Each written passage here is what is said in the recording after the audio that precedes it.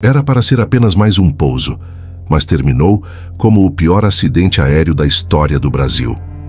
Em segundos, o voo TAM 3054 transformou a pista de Congonhas em cenário de horror e mudou para sempre a aviação brasileira. E se inscreve no canal para mais histórias reais. Na tarde de 17 de julho de 2007, o Brasil estava prestes a testemunhar um dos momentos mais sombrios da sua história. O voo TAM 3054, vindo de Porto Alegre com destino ao aeroporto de Congonhas, em São Paulo, deveria ser apenas mais um trecho rotineiro em um dia chuvoso de inverno. Para os 187 passageiros e tripulantes, não havia nada de extraordinário à vista. Apenas a expectativa de chegar em casa, reencontrar familiares ou seguir para compromissos importantes. Mas, fora da cabine, a realidade era outra. A pista principal de Congonhas estava molhada e escorregadia, e o aeroporto vivia sob críticas constantes por sua localização urbana e pela extensão curta da pista, cercada por prédios e avenidas movimentadas. Aquele pouso exigiria atenção redobrada. Naquele momento, ninguém imaginava que uma sequência de fatores, técnicos, climáticos e humanos, estava prestes a se alinhar de forma trágica. Em menos de um minuto, o voo 3054 deixaria de ser uma simples viagem comercial para se tornar o acidente aéreo mais mortal da história do Brasil, marcando para sempre o país e mudando as regras da aviação nacional. O Airbus A320, que operava o voo TAM 3054, partiu do aeroporto Salgado Filho, em Porto Alegre, no final da tarde, com pouco mais de 1 hora e 40 minutos de voo até São Paulo. A aeronave, matrícula PRMBK, tinha menos de 7 anos de uso e era considerada moderna e segura. A tripulação era experiente. O comandante tinha milhares de horas de voo e um histórico exemplar, enquanto o copiloto era reconhecido por seu profissionalismo e precisão técnica. A bordo estavam 181 passageiros e 6 tripulantes, entre eles executivos, famílias, estudantes, turistas e pessoas voltando para casa. Alguns enviavam mensagens de texto avisando que já estavam no ar. Outros folheavam revistas da companhia ou cochilavam sob o som suave dos motores. Para todos, aquele era apenas mais um voo, tranquilo, sem turbulência significativa e com um clima relativamente calmo. No entanto, a proximidade de São Paulo começava a trazer sinais preocupantes. O controle aéreo avisava sobre chuva constante em Congonhas e recomendava atenção ao pouso. Enquanto o avião se aproximava, ninguém imaginava que uma pequena configuração incorreta nos manetes de potência, somada ao estado da pista e a outros fatores, poderia transformar aquele pouso em uma corrida sem controle rumo à tragédia. O aeroporto de Congonhas, localizado no meio da capital paulista, sempre foi um dos mais movimentados e emblemáticos do Brasil.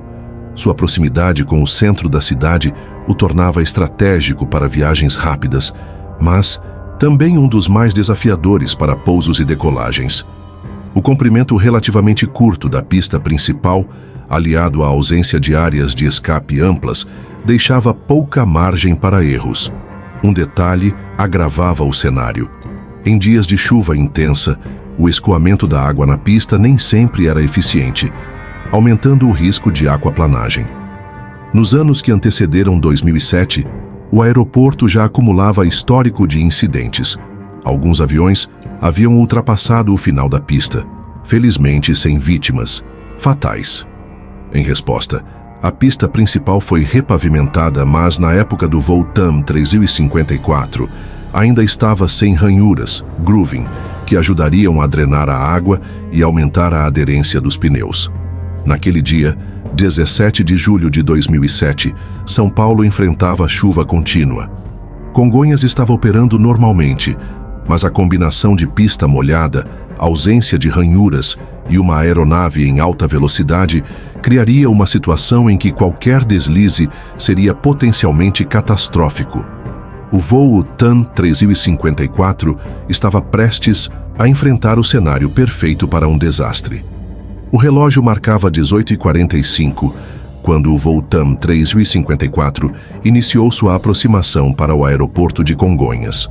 Lá do alto, a tripulação já via as luzes da cidade refletindo nas poças de água da pista, resultado da chuva constante que caía sobre São Paulo. A aeronave, um Airbus A320, vinha de Porto Alegre com 187 pessoas a bordo, entre passageiros e tripulação. O comandante e o copiloto eram experientes, mas a tensão era evidente. Congonhas não perdoava, erros ainda mais sob chuva. O plano de pouso foi definido: alinhar na pista principal e tocar o solo com velocidade controlada. No entanto, havia um detalhe crítico. Um dos manetes de potência estava configurado para manter o motor direito em aceleração, situação incomum, e que exigiria coordenação perfeita na hora de desacelerar. Conforme a aeronave descia, o som das gotas batendo na fuselagem se misturava aos avisos no painel. Lá fora, a pista brilhava sob a iluminação artificial, mas esse brilho não era beleza, era água acumulada. A torre de controle autorizou o pouso. Os últimos segundos antes do toque seriam o divisor de águas entre um pouso seguro e a pior tragédia aérea urbana do Brasil. Às 18h54, o Airbus A320 finalmente tocou o solo da pista de Congonhas. Mas em vez do alívio característico de um pouso seguro, algo estranho aconteceu. A aeronave não desacelerava como deveria. O motor esquerdo começou a agir para reduzir a velocidade, mas o direito, ainda com o manete na posição de aceleração, continuava empurrando o avião para frente.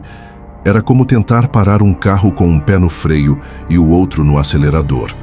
Do lado de fora, testemunhas relatam ter visto jatos de água levantando alto atrás da aeronave, que deslizava sobre a pista molhada como se estivesse em uma lâmina de gelo. A hidroplanagem tornou-se inevitável. As rodas não tinham aderência e os freios eram quase inúteis. Na cabine, a tensão transformou-se em desespero silencioso. Os alarmes soavam, as luzes piscavam e a pista encurtava rapidamente. Em segundos, a tripulação percebeu: eles não iriam conseguir parar a tempo. A cerca do final da pista se aproximava como uma sentença inevitável. O voo TAM 354 estava prestes a atravessar o limite físico e entrar para a história.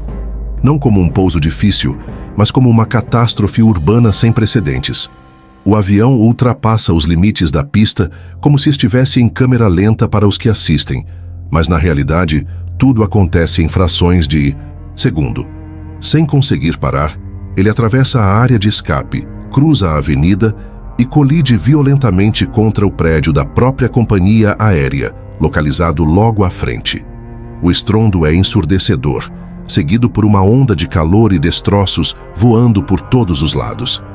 O impacto é tão brutal que, no mesmo instante, o combustível se espalha e encontra faíscas, iniciando um incêndio imediato. Dentro da aeronave, não há tempo para reação.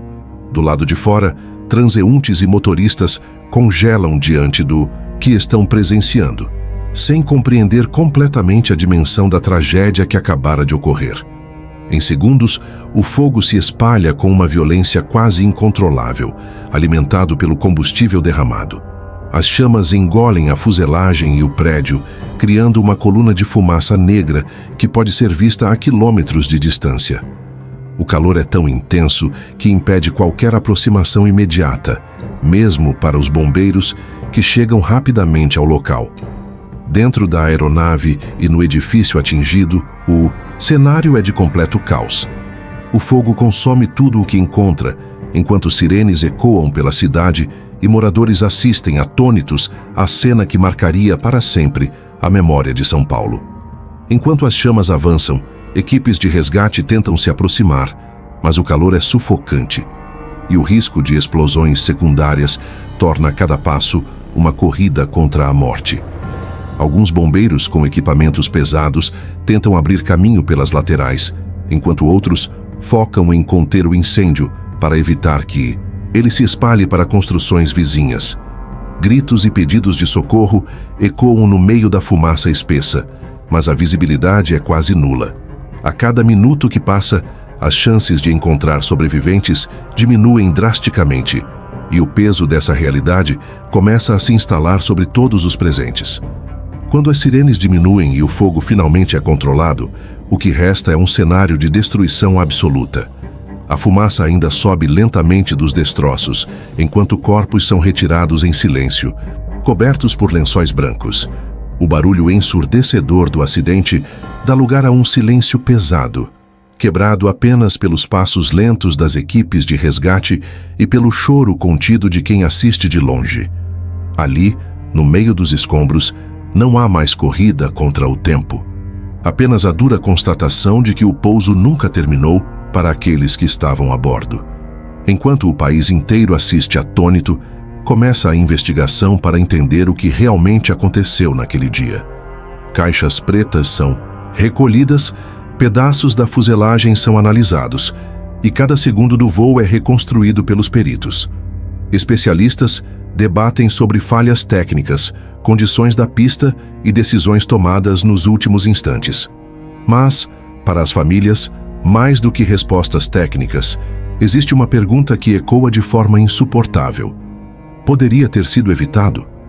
Nos dias que se seguiram, o luto tomou conta das casas e dos noticiários. Fotografias de sorrisos que nunca mais seriam vistos estampavam jornais e redes de televisão. Pais, filhos e irmãos se agarravam a lembranças enquanto enfrentavam a dolorosa espera por informações oficiais e por qualquer pertence que restasse.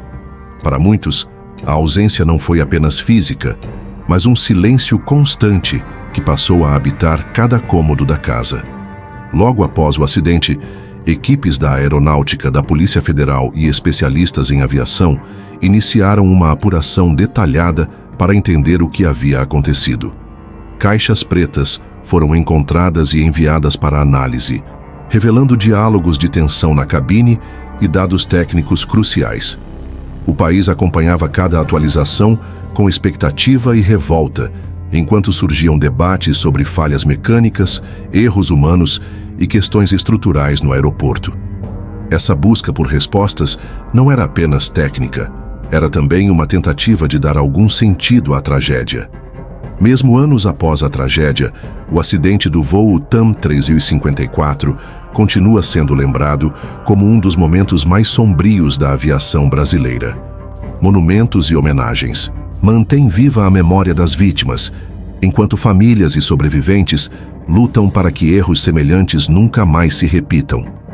O caso deixou marcas profundas nas políticas de segurança, servindo como alerta eterno para a importância de prevenção, manutenção e decisões rápidas e seguras na aviação.